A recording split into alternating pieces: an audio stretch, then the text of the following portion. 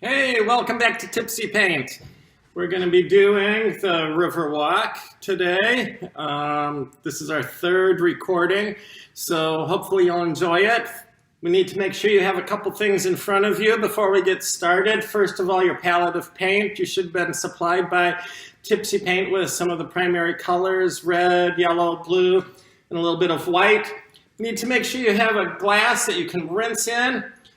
Couple brushes, one is about 1 inch wide, one is about 1/2 inch wide, and some paper to rinse or dry your brushes in when we get going. First thing we're going to do is start with our largest brush. I want to get a little bit of water on my brush, come off to the side of my blue paint, get a very little bit of blue, very thin down, and I'm going to mark out my horizon line and my V shape for my walkway. Now, typically we think of our horizon as being pretty much the center of our painting, but what I want to do is pop it up a little bit. So I'm going to come up a little bit, about 1/2 inch above my halfway on each side, and then I'm going to connect my dots. Don't worry if they're not perfectly connected or perfectly straight, that's completely fine. What I want to do then is find my center of my canvas. I'm going to mark that out a little bit and divide the bottom of my canvas into about thirds. I'm going to mark a little bit to the left and to the right, and I'm going to connect those dots. So I know basically where I'm headed with everything. Then we're going to paint our sky. We've got some blue in our brush, but now I want to grab a little bit of white, and I'm going to kind of do X marks, filling my sky with a little bit of blue, a little bit of white, grabbing a little bit of each color as we come along. I want to go right over that horizon line, let that disappear for a while. We're going to keep it going, mixing that sky together. And we're going to fill that out.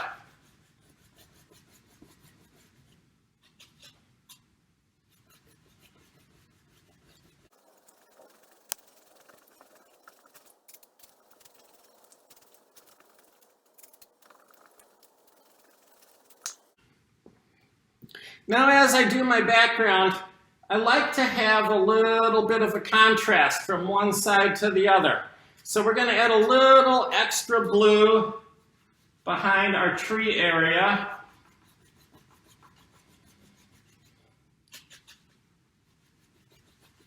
So we have a little more depth, a little more interest, and a little more energy happening in our sky, so we start to feel that things are moving along. While I have blue in my brush, I'm going to grab a little more blue and white and start to do my water area. Now this time, I want you to think of water. It sits in a very level, very horizontal way. So we're going to fill in the water using our arm and our brush strokes to make this a very horizontal feeling of the water. We're going to fill this in all the way to the bottom of our canvas. If you need to pop the canvas over the bottom of your easel, you can do that. Get all the way to the bottom and fill that in. I'm going to give you another little break here so you can get that all caught up. And we're going to catch up together again in a minute.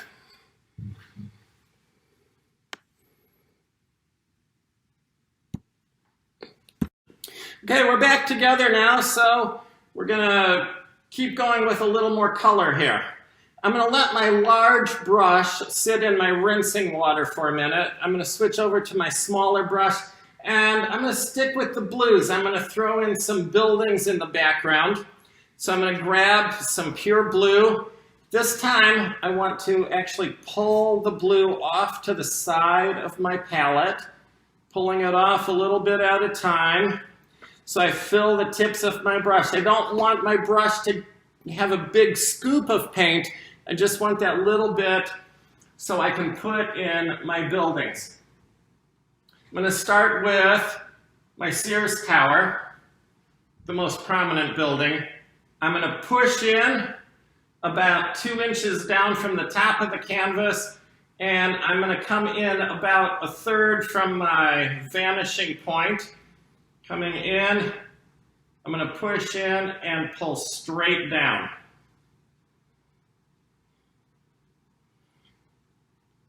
Now the Sears Tower has this wonderful step feel to it.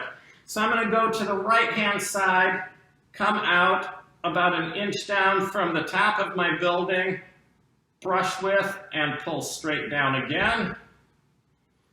I'm going to load my brush again the same way, pulling off to the side of my palette, left to right, right to left.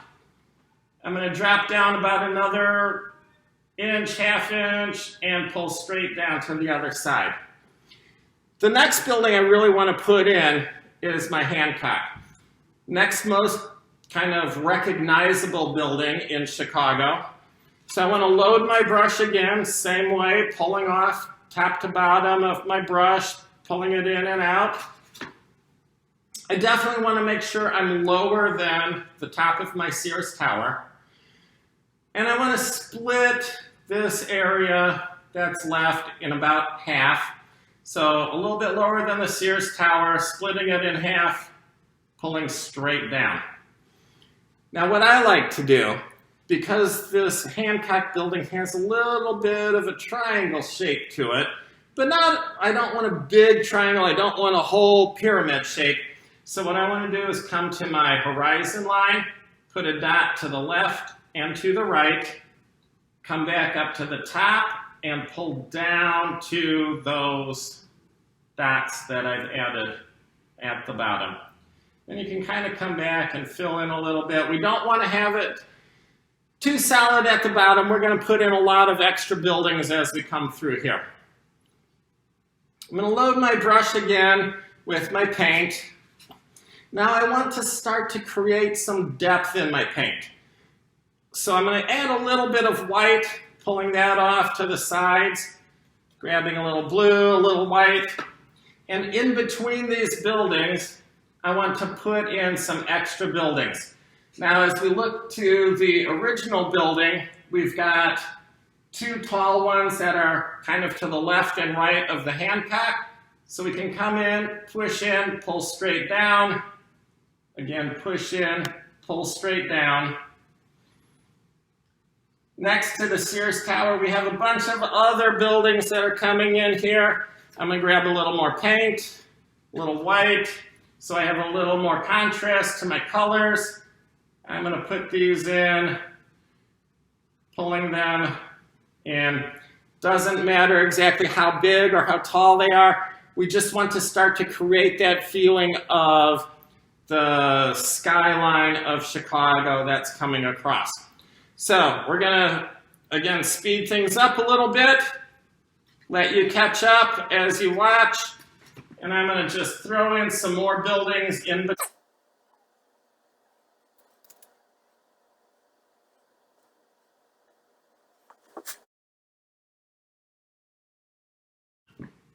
Okay, now we're back. We're going to do one of my favorite parts of this painting. I've got a lot of blue in my brush, and for those of you who really know your colors, you know blue and yellow make green. I want to do the green side of my canvas. I'm not rinsing my brush. I'm leaving that blue in there. I'm grabbing a little bit of yellow and blue, swirling that together. I'm getting some nice greens going on my palette. Then I can come right in and put in that greeny grass area.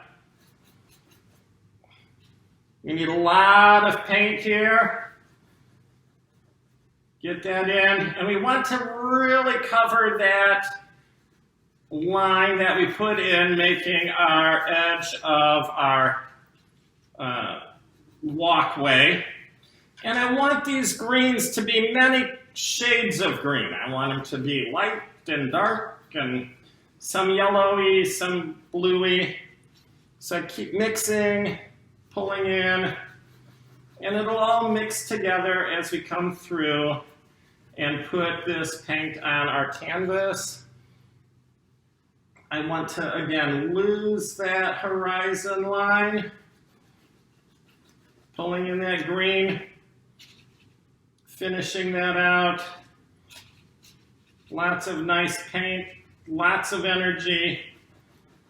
And one thing I like to do as I'm painting my grass lines, similar to what I've done in the water, where I've gotten a little bit more blue on one side, in the sky a little more blue. In the grass, I like to add a little bit extra deep darkness as I come to the front. Again, gives it a little more depth, a little more energy, pulls it together. So I'm going to let you catch up again with that. We'll see you in a minute. Okay, here we are back again. We're ready to paint a little more. What I want to do is put in some of this nice light yellow texture that's happening in my walkway. I have a lot of that green happening in my brush still, so I want to go ahead and rinse it out. Give it a good rinse and a good squeeze out, because we've got a lot of that color happening. We don't want to keep too much of that going on. So I'm going to rinse out a second time.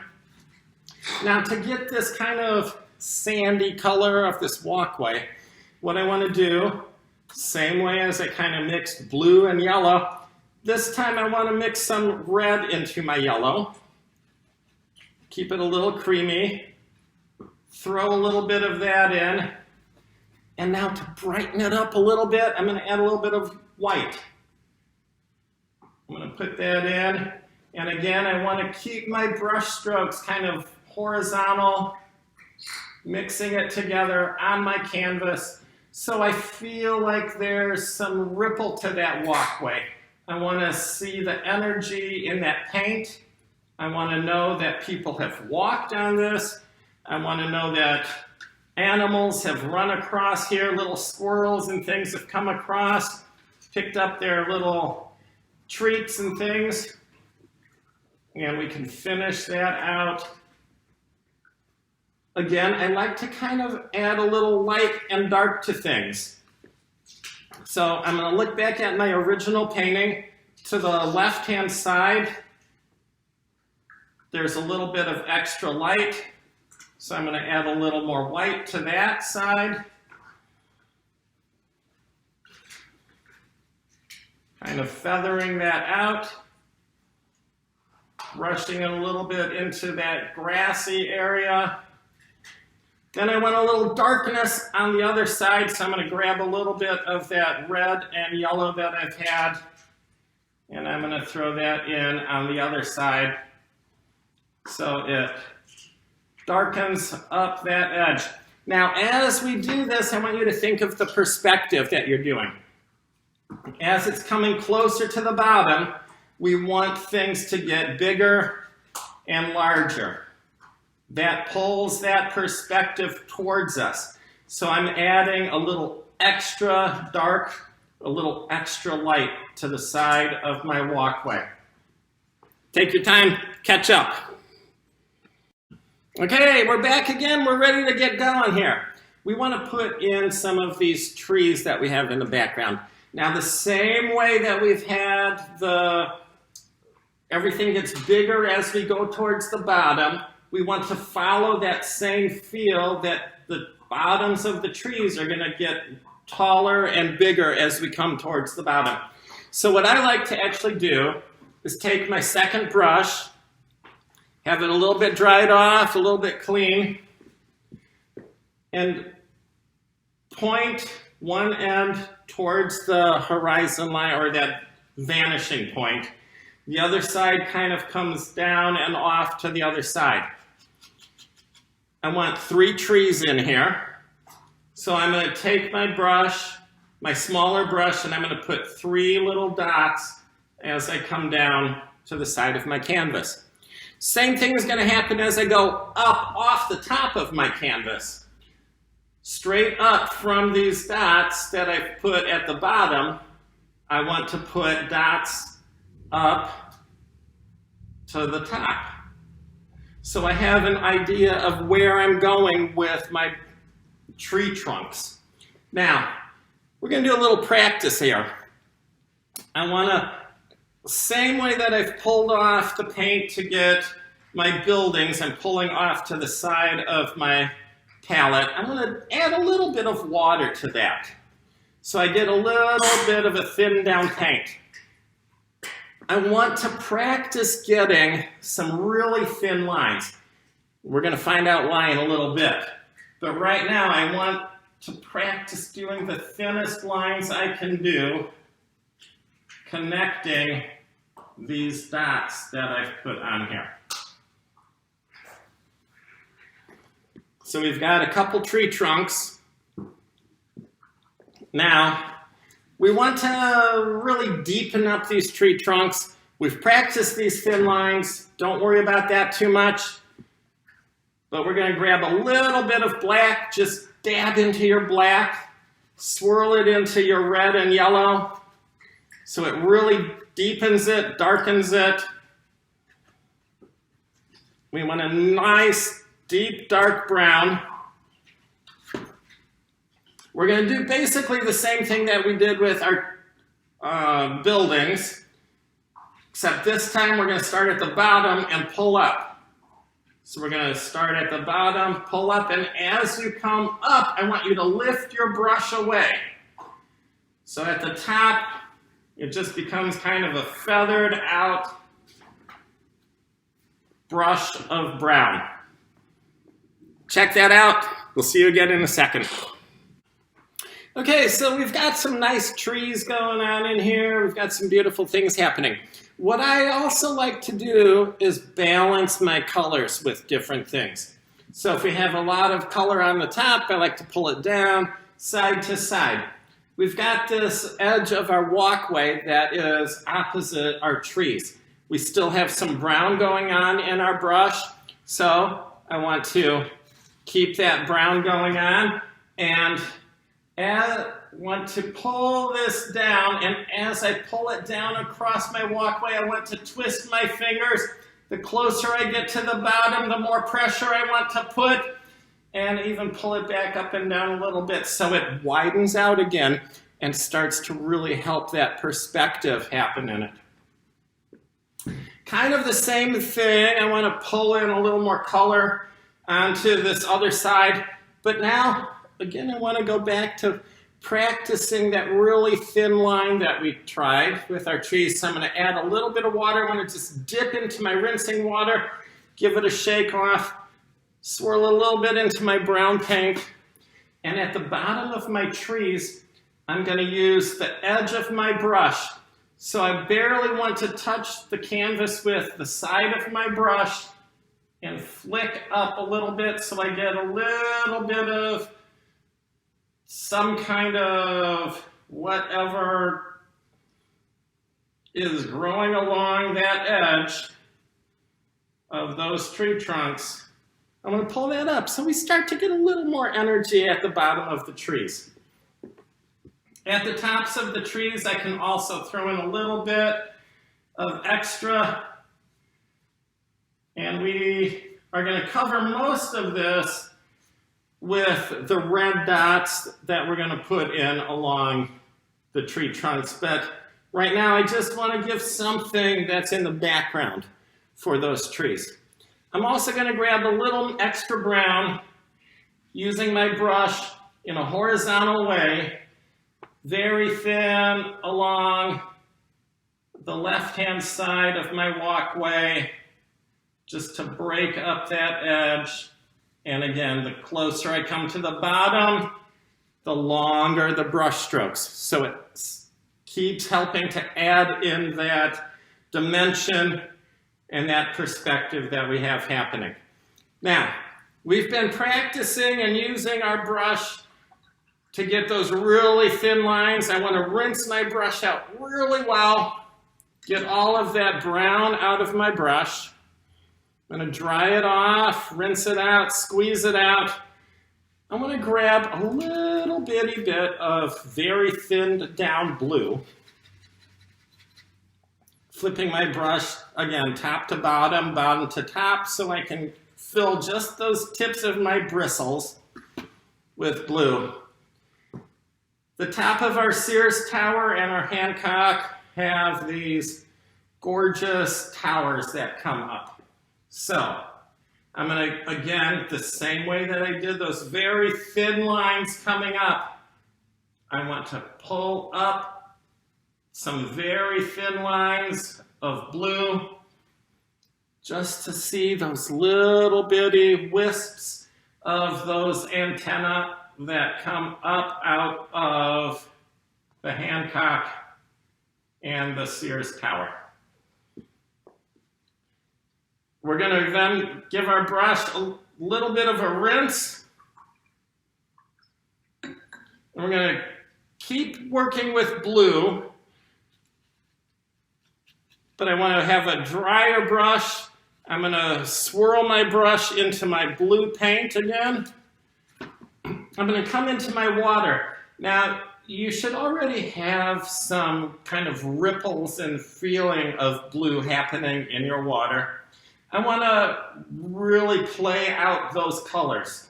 So where we have those darker edges, I'm going to pull a little bit of a darker blue in. Again, keeping everything as horizontal as you can. We can play with that concept of things far away and have it being smaller. So we have shorter lines to the back, bigger and thicker as we come to the foreground of our painting. I want to keep that kind of color balance type of thing happening. So I want to add a little bit of a very greeny blue to my grass side. So I've got that blue happening. I'm throwing a little bit of that into my grass with a little bit extra blue happening. So that starts to help to really balance those colors between each side. Okay, take a second, catch up.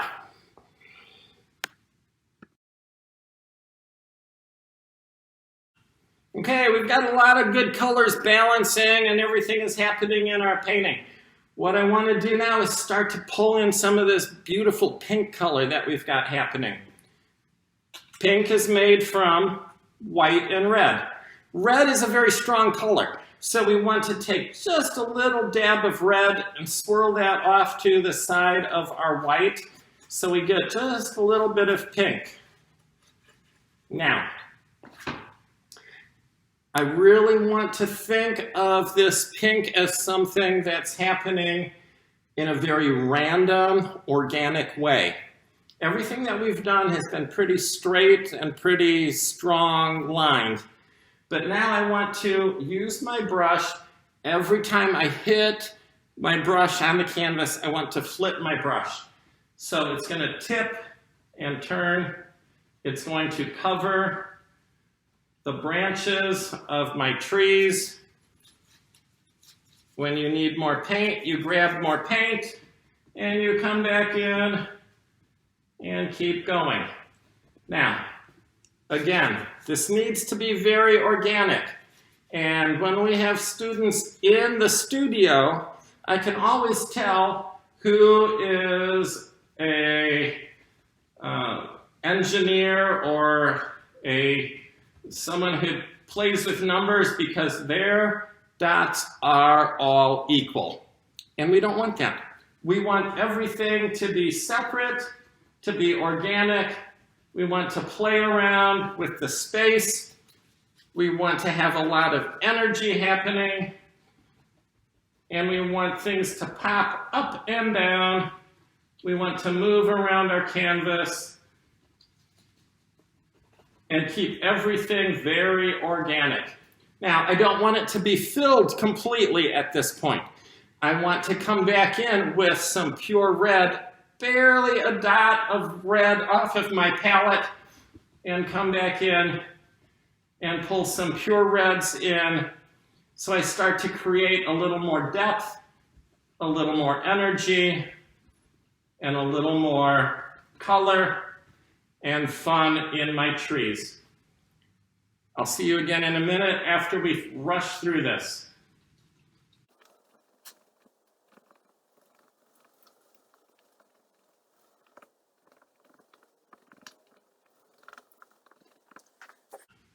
Okay, so we've gotten a lot of this beautiful pink stuff happening in our trees, these gorgeous cherry blossoms or apple blossoms, whatever's happening there. That's perfect. What I want to do now is make some of this pop out a little bit more. So rather than going in with that dark red, I'm going to grab just a little bit of white and pop a little bit of white in, again, right in front of my trunks, my branches, and the trees that I've already painted. So I have a little bit of something popping out in front. Again, just like we did with the blue and the greens and everything, to balance this color, we want to grab a little more pink. And so I'm going to go back into my red and white color. And I'm going to throw a little bit of pink into my ground, very lightly, barely touching. So we get a little bit of that pink popping through. I also want that same kind of thing to be happening in my water. So against some of those darker blues, I want to pull in some pinks. Again, towards the bottom, bigger and thicker, so it starts to really create that depth and energy for it. I also want to add in a little bit of white to everything on the bottom to help brighten it all. So I'm going to rinse out my brush a little bit, dry it off, grab a little bit of white, pulling it top to bottom like I've done to the side of my canvas, and above some of my waves, I want to throw in some pure white so it starts to make those pop forward a little bit. Also, in my grassy area, I can throw in just a little bit of white, pulling it out, making that jump a little more forward. Okay, we've got this nice bright white stuff that's happening. It's starting to make things sparkle a little bit. We love that. So we're going to give our brush a little rinse out now. And we're going to add a little bit more darkness to it because we want to have a little more depth, a little more energy. So we're going to give a little dark by rinsing our brush, grabbing a little bit more of the red and black, just a tiny bit of black. The black takes over very quickly. So we want to add a little bit of that, a little bit of yellow. So we get a little bit of darkness happening. And we're going to come back into that side of our walkway where we need to add a little more texture, a little more energy. So I like to add a little black, a little bit of color. Then I like to come back with just some pure black, some pure red, some pure yellow, and that will help make all of this sparkle just a little bit more. We don't need a lot, just a little. And then off to the left side, we can flick in a little more color, give it a little more depth, a little more energy. Then I'm going to rinse my brush, dry it off, and in the original painting we have these beautiful little flowers that are popping out at the bottom of our tree. They have some little green stems. Hopefully we still have some blue and yellow that we can swirl together. So we get a little green. I, again, like to add a little bit of water because at this point my paint is starting to dry out a little bit, so I want to keep it nice and thin right on top of those other little brown wisps that we've put in. We can throw in a few more green wisps. Give your brush a little rinse out again. Give it a little bit of a dry off. I'm going to grab a little bit more red and white so I get some pinks and put in those beautiful little spring flowers that are happening at the base of the tree. Okay, take a second, catch up to that one. Okay, welcome back, and we're going to catch up with a little bit more things that are happening in here.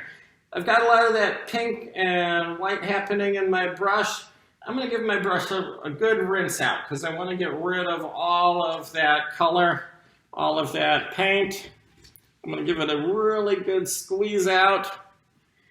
I'm actually going to flip my brush around, and I'm going to use the handle of my brush. I'm going to stick my brush into my red, swirl it around, and come along my lake shore, putting in some dots. These are kind of the street lights. I don't know what's happening along the lake shore. I'm going to wipe that off. I'm going to do the same thing with some white. So it makes it feel like we've got some cars and whatever happening along the lake shore. Now I am going to say, I've tried this doing some like reds and yellows and greens along that lake shore. Then it makes it look like a bunch of Christmas trees that are happening along the lake shore. We don't want that. So we're going to just stick with the white and the red. Helps balance the pinks on the other side of our canvas. It's a perfect way to pull the canvas together. Okay, we've got all this beautiful pink stuff happening. What I'd like to do now is pop a little bit of things out with just a little pure yellow. So similar to the way we pulled our brush out to get our buildings, I want to grab a little bit of yellow and pull that off to the side of my palette. Then I want to throw in just a little bit of yellow into my green area. And I'm going to do the same thing with my brush, turning it upside down, and at that vanishing point, a few little dots of yellow. Just kind of helps pull that color in. It's kind of a cool thing, pulls it together. I want to make sure I have a little dot of yellow happening on the edges of my walkway. So I have that energy, all of that color coming together. It really makes it a little bit stronger, a little bit more powerful. So thanks for joining us, and yeah, you're going to order stuff from Tipsy Paint. Today you're seeing me sporting a goatee. Write in, let us know if you like that, or you don't. We'll see if we need it next time.